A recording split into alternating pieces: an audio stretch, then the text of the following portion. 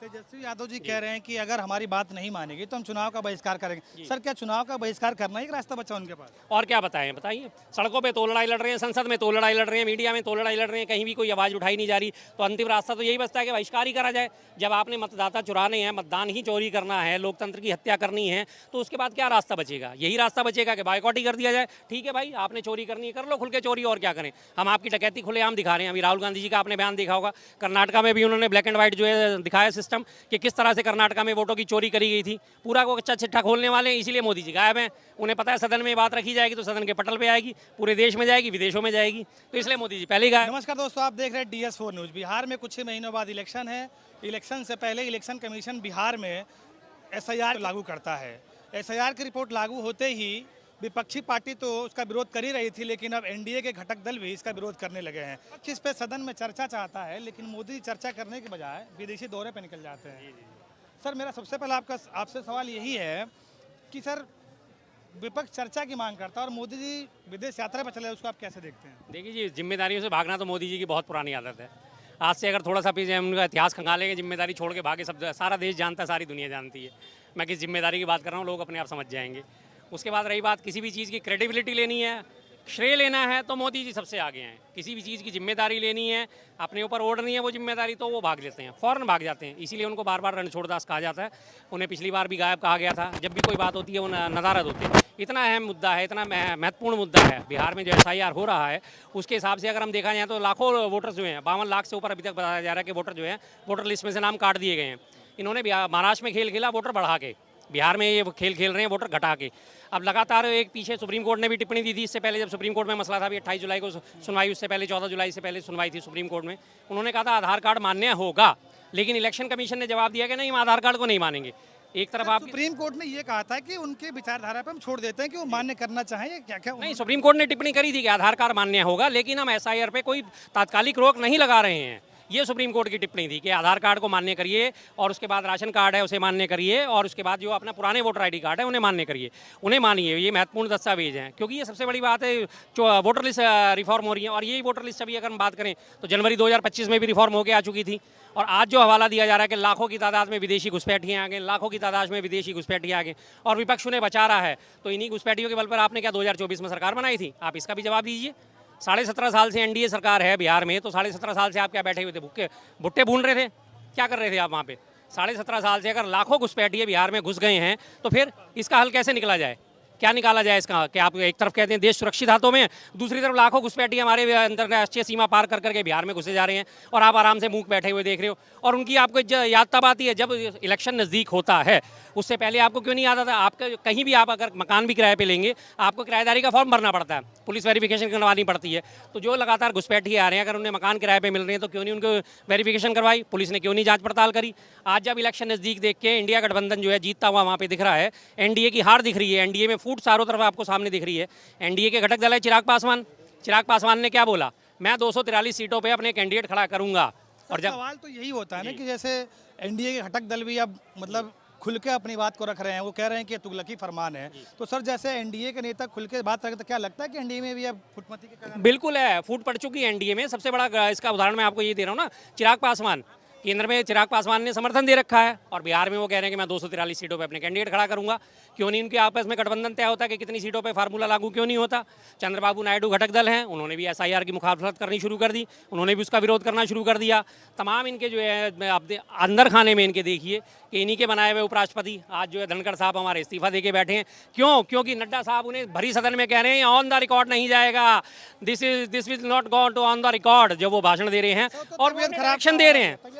तबियत खराब का हवाला आपने सबने देखा है, वो लाइव टेलीकास्ट आया है, उसमें नड्डा साहब कैसे उन्हें डायरेक्ट कर रहे हैं उपराष्ट्रपति महोदय को। सभापति हैं वो, हमारे सभापति हैं, कैसे भी हैं लेकिन सभापति हैं। सभापति की इज्जत रखना, आसन की इज्जत रखना जरूरी होता है। और नड्डा साहब कह रहे हैं इसमें से कुछ भी ऑन रिकॉर्ड नहीं जाएगा। रिकॉर्ड में क्या जाएगा क्या नहीं जाएगा ये सभापति या उपसभापति तय करते हैं। कोई भी एक वक्तव्य देने वाला जो कैंडिडेट है वो नहीं तय करेगा। सर, सरकार इस पर चर्चा करने के लिए तैयार है, लेकिन सर विपक्ष हंगामा करके और संसद का समय व्यर्थ कर देता है। सरकार ठीक है जी, सरकार चर्चा करने के लिए तैयार है, लेकिन सरकार के मुखिया कहाँ हैं? मुखिया कहाँ हैं साहब? वो गए हैं विदेश में छुट्टियां मनाने, क्या करने गए हैं विदेश में, जब यहाँ पे इतने महत्वपूर्ण चर्चाएं चल रही हैं, लोकतंत्र की हत्या होने को तैयार है, लोकतंत्र का गला दबाया जा रहा है, मतदाताओं को मतदान करने से उन्हें रोका जा रहा है। इस महत्वपूर्ण मुद्दे पर चर्चा चाहिए और हमारे प्रधानमंत्री विदेश घूम रहे हैं। जिम्मेदारी किसकी है, जिम्मेदारी कौन लेगा? सरकार के मुखिया तो वही है। सदन में मोदी जी रहेंगे तभी चर्चा होगा, क्या और कोई जवाब देने वाला उनके मंत्रीगण नहीं है? देखिए, मंत्रीगण जवाब देंगे, जरूर देंगे, मंत्रीगणों से भी जवाब लिया जाएगा, लेकिन जो सरकार में मुखिया हैं उनका तो होना बहुत जरूरी होता है। जब सरकार का मुखिया ही नहीं होगा तो मंत्रीगणों के जवाब की क्या वैल्यू बचेगी? जो अगर मुखिया ही इन जिम्मेदारी से भागते, पिछले 2 साल से आपने देखा मणिपुर पे उनका कोई बयान नहीं है, 2 साल से लगातार भाग रहे हैं। अब SIR पे आ गया तो कोई बयान नहीं है, उपराष्ट्रपति ने क्यों इस्तीफा दिया इस पर कोई बयान नहीं है, लेकिन वो विदेश घूम रहे हैं। उन्हें पता है कि विपक्ष मुझे घेरेगा और मुझे जवाब देने पड़ेंगे।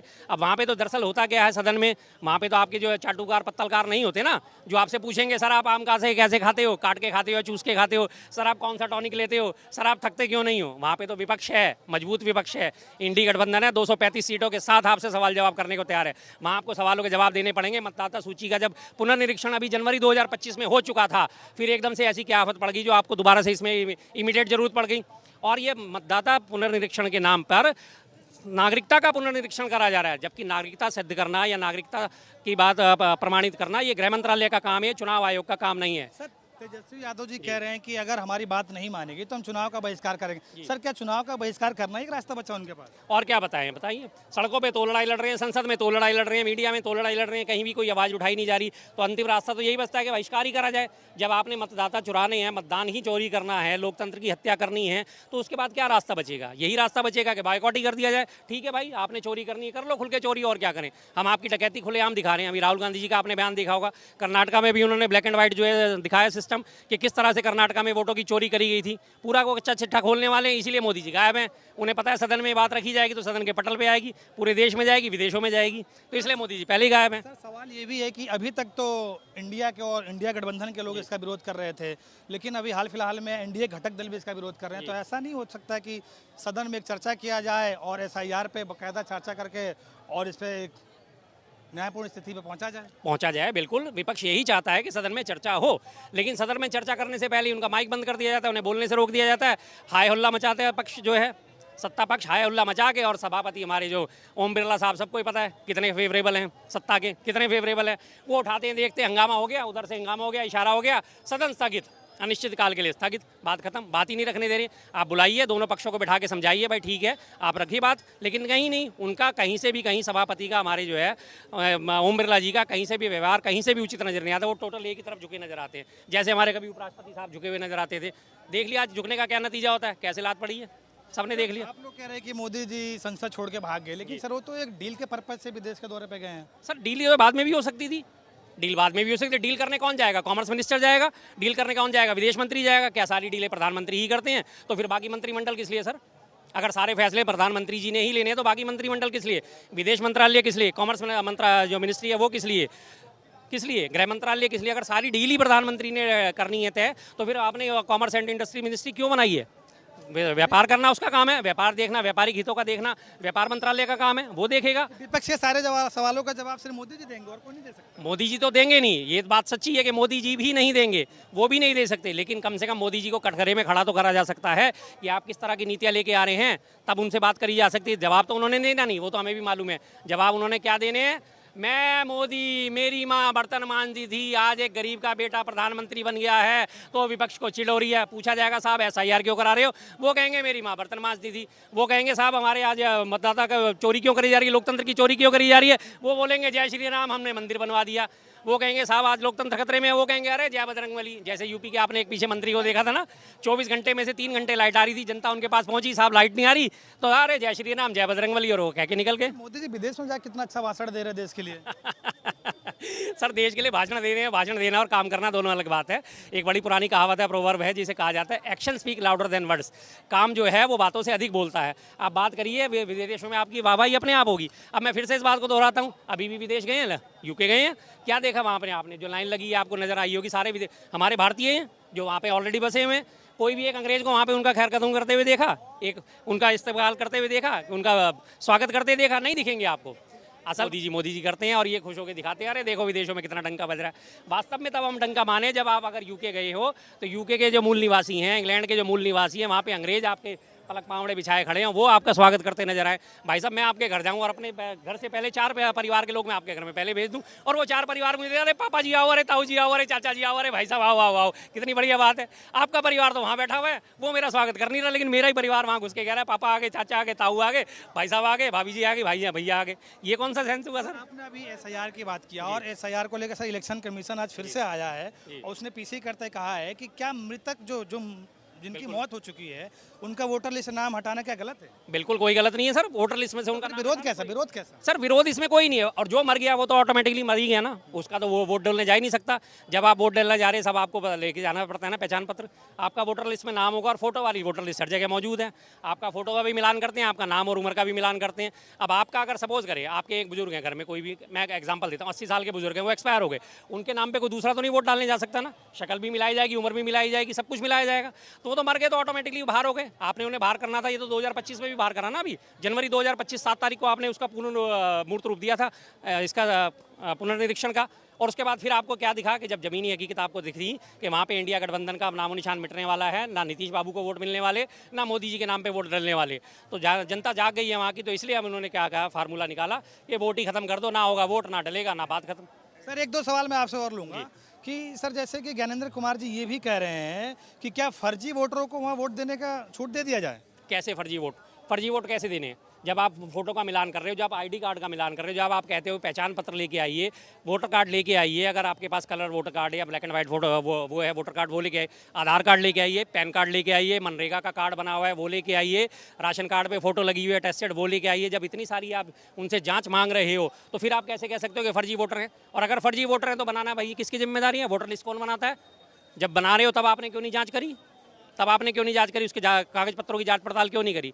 असल में हो क्या रहा है, सिर्फ ये फर्जी घुसपैठियों के नाम पे, और ये सिर्फ जो जेन्युइन वोटर हैं उनका वोट काटा जा रहा है। गरीब आदमी है, उन्हें अपने बारे में नहीं पता। आपने अभी मंत्री जी का नाम लिया था कि 10 दिन से वो विदेश में हैं और उन्होंने अपने बेटे का जो है वोटर लिस्ट में नाम जोड़ने के लिए उन्हें मुश्किल आ गई, और ये बात सुप्रीम कोर्ट ने भी कही थी कि 11 डॉक्यूमेंट्स मांगे गए, 11 के 11 डॉक्यूमेंट्स अगर देने वाले आए तो हम भी नहीं प्रोवाइड कर सकते।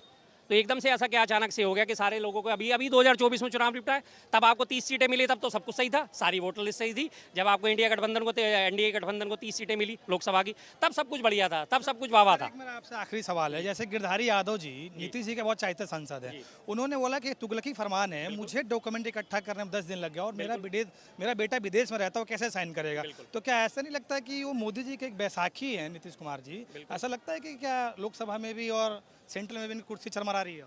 चरमरा तो सब जगह रही है। अभी पीछे आपको याद होगा मोहन भागवत जी ने भी बयान दिया था 75 साल वाला, जिसके ऊपर हमने चर्चा करी थी। आगामी 17 सितंबर बेरोजगार दिवस पे हमारे मोदी जी 75 साल के हो जाएंगे, और इन्हीं ने ये रूल बनाया था कि 75 साल से ऊपर का जो भी होगा वो मार्गदर्शक मंडल में जाएगा। अटल जी को भेजा, आडवाणी जी को भेजा, मुरली मनोहर जोशी साहब को भेजा। अब उनकी गिनती नज़दीक आ रही है, नज़दीक आ रहे हैं वो लगातार, उन्हें दिख रहा है कि आने वाले 1.5 महीने बाद मेरा नंबर भी आने वाला है। तो लगातार इनमें कुलबुलाहट है कि मेरा क्या होगा। जैसे शोले का डायलॉग था, तेरा क्या होगा कालिया साहब, मैंने आपका नमक खाया, तो वही वाली चीज़ यहाँ पे आ रही है, मेरा क्या होगा साहब, मैं भी 75 का होने वाला हूँ।